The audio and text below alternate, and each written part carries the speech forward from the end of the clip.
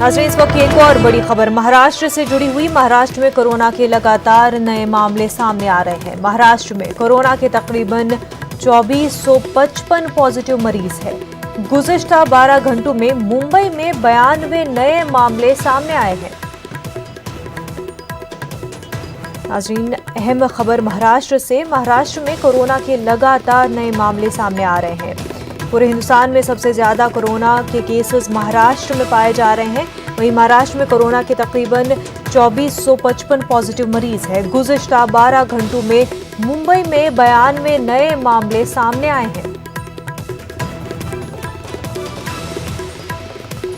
जहां पर पूरे हिंदुस्तान में महाराष्ट्र कोरोना वायरस का एपिसेंटर बना हुआ है, वहीं महाराष्ट्र में तकरीबन 2455 पॉजिटिव मरीज हैं और गुज़िश्ता 12 घंटों में मुंबई में 92 नए मामले सामने आए हैं।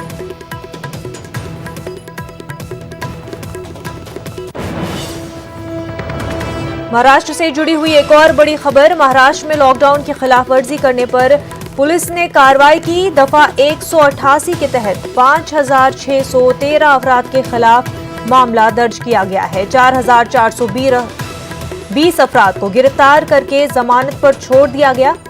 1113 लोगों को नोटिस देकर छोड़ा गया। 259 लोगों की तलाश अब भी जारी है।